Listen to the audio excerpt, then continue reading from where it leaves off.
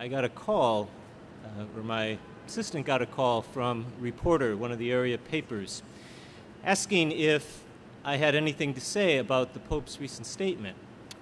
And so I've been thinking about our getting together here tonight and said, okay, yeah, great. For once, I'm actually have something thought out in advance. This should be pretty good. This was all set to talk, and the first question comes out, and I've been a little preoccupied lately, so I hadn't been following the news all that much. And of course, she wasn't asking me anything about this day of prayer for care of creation. She was asking me about the statement the Pope made about extending forgiveness to people who've procured abortions during this upcoming year of mercy. I won't go into all the details of it.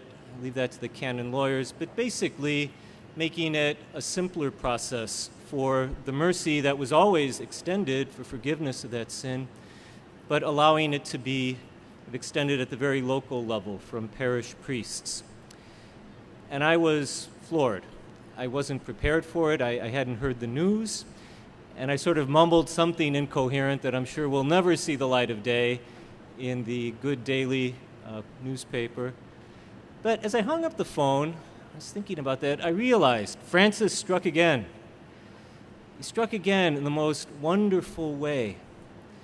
Because what I had really planned on talking about tonight was a beautiful section at the end of Laudato Si. He talks about the sacramental nature of the world that is so much a part of our Catholic theology, our Christian theology. And he says, unless, he calls it an ecological conversion, unless there's a conversion of heart, you can go through every public park in the universe and pick up every piece of litter, and you can pass legislation, and you can hold beautiful services like this. But if you don't really have a heart that's open to conversion at the deepest possible level, then all of that sooner or later is going to run out of steam. And folks will become disillusioned, or maybe there'll just be little pockets of passion. So that's what I was going to say about sacraments. And in the encyclical, he highlights, and rightly so, the sacrament of the Eucharist. There's this wonderful expression, a little fragment of matter. He says God comes in and transforms that into his very body and blood. And what a beautiful image as we think about the care of creation, that the tiniest little particle, by virtue of our sacramental imagination, is really transformed. And I asked Father Brad if he'd bring me out, one of the good Holy Name hosts, not consecrated, I assure you. But, to look at this, and if someone weren't familiar with our sacramental tradition and you just showed them this, well, what would it mean? I don't know. It'd be a rather curious object for them. But Pope Francis today didn't speak about that. He talked about another sacrament. He talked about a sacrament that I dare say penetrates to the core of the men and women who are directly involved in it in a way that even this, perhaps at times, does not. And the more I thought about it, the more I realized, that's it. That's it.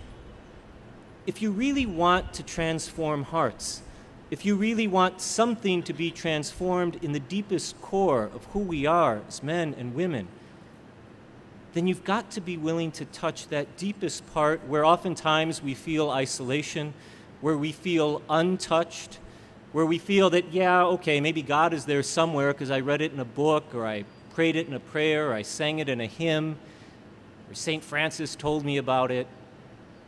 But where is it that you really feel it when it comes? And it's around that area, I think, of forgiveness. I can't think of any feeling that's more isolating or causing loneliness than the feeling of being unforgiven, the feeling of maybe self-loathing, or feeling that you are loathed by others, the feeling of guilt or pain, perhaps over decisions we've made for whatever reason we've made them.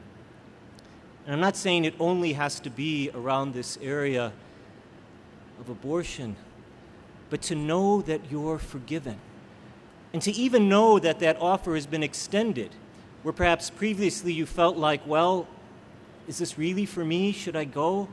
Gosh, if I do this, it's going to be so difficult, it's going to be so complicated. If I go for this reason, it's not going to be like when I was a little second grader and I just kind of marched in and marched out. And all of a sudden, that extension of extraordinary simplicity, not watering down the power of the sacrament, not messing with the theology, and I'm sure those accusations will come out in one way or another, but simply in saying, there's something here that is for you, and will you avail yourself of it? That's what transformation of heart looks like. And what if, as we looked at the world around us, we wouldn't simply see bits of litter on the ground to be picked up or beautiful landscapes to be admired? The landscapes are beautiful. The litter is hideous. But why do we look at all of that and then somehow just go on with our lives? I'll speak for myself. I'm sure I'm talking to the choir, literally and figuratively. And those of you who've come out tonight are probably passionately involved in works in your own communities, in systemic ways at larger levels. But I think I'm right in saying that for most folks, we see it, we're concerned for a moment, and then we move on.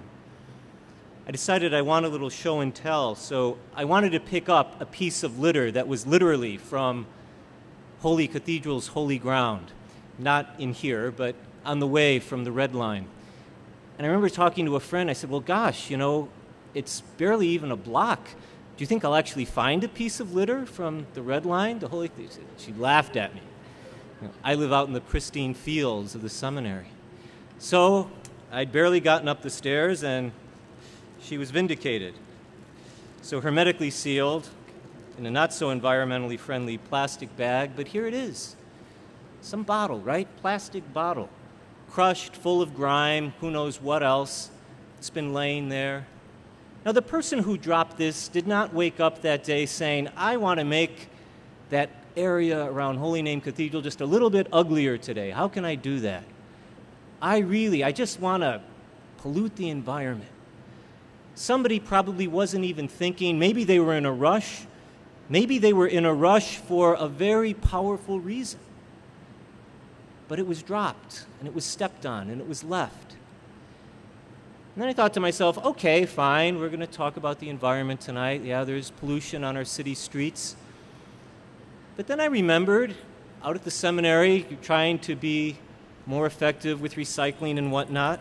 So for the water bottles, we've started this little plastic bottle recycling program. But it's horrible generating all these little bottles. And lots of the students have reusable bottles, and I have one, but still, we have them. They're convenient. They're there in the refrigerators and whatnot. So I've got one of those in the bag, too. Crushed, tossed in the recycling bin. Oh, isn't this wonderful? We're following the Archbishop's initiative. And then forgotten. Tossed in the bag and forgotten. Left on the street and forgotten. Is there really all that much difference? What is it that actually makes us pay attention?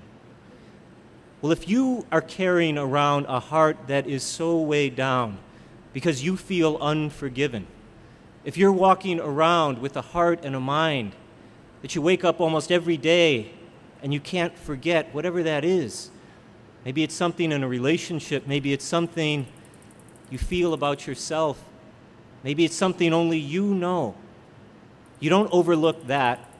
You don't leave that in the street behind you. There's no recycling bin you toss that into and get on with your life. When Francis announced that this day was coming, he released a letter. And I'm sure lots of us have read Laudato Si. It's a wonderful, comprehensive, brilliant text. But go back and pull up the tiny little letter he released announcing that this day was coming. And there's a line in it that really struck me. He says, as Christians, we wish to contribute to resolving the ecological crisis which humanity is presently experiencing. Fine, that's true. You could have heard that 5, 10, 20 years ago. Yes, absolutely. We want to contribute to solving this crisis. But then why? Why are we gathered here? Why do we gather year after year? Why do people like me hold up dirty bottles and we all kind of, oh, yeah, I walked by that bottle yesterday? Because in the very next sentence he says, we must first rediscover in our own rich spiritual heritage the deepest motivations for our concern for the care of creation. We must rediscover in our own rich spiritual heritage why we care, We have to rediscover it. Can't assume that it's automatically there. We can say the words, we can look at the ugliness and say, ah, that's awful. We can look at the beauty and say, wow, I want more of that. But we need to rediscover why we should really care. And then he goes to talk on about the powerful fact that God's Spirit infuses everything that we have. And we know that, Christians, we know that in our sacramental theology. Everything around us, Francis beautifully, the saint and the pope, talk about how the Spirit infuses life in the world in that Trinitarian way. And yet, we can state the truth, but Pope Francis says we have to rediscover why we care about it. Nobody has to remind us why we care about feeling unforgiven. Nobody has to rediscover why it is so incredibly wonderful to simply be told, I want to help you receive this forgiveness. I want to look you in the eye where maybe everyone else has just looked the top of your head from someplace on high. I want to look at you. I want to look into your heart. I want you to look there as well. And I just want you to receive this spirit of healing, this spirit of forgiveness. And I'm the fool for thinking, wait a minute, that's about the sacrament of reconciliation. You should have called me about that tomorrow. This is the ecology day. Don't you want to hear my speech about that? And Francis somewhere is smiling. Good, good. I'm glad you didn't know what to tell that reporter, because maybe you'll actually think about what I'm trying to tell you. And unless and until we see that sacramental reality, not simply locked up in this cause for these folks who care about it, or in that cause for the other folks who care about that. You know, we go here on this day because that's what we do. We gather there on that day because that's where our folks gather. We can't do everything everywhere at the same time. I get that. But in our hearts, in our minds, in our spirit, can we really be with one another?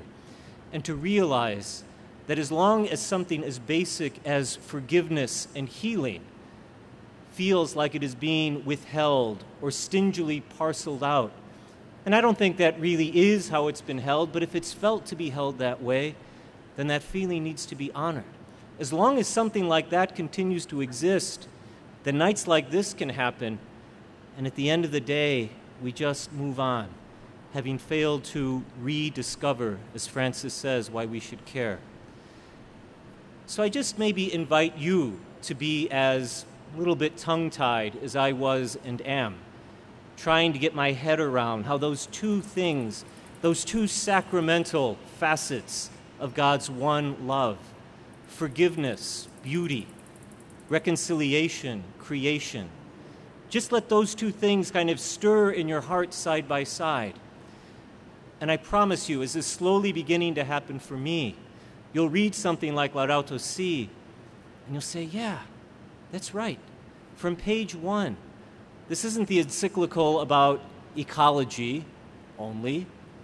And Francis is very clear on that. He takes you on a journey and a tour through all of the wonderful glory of the Catholic sacramental imagination.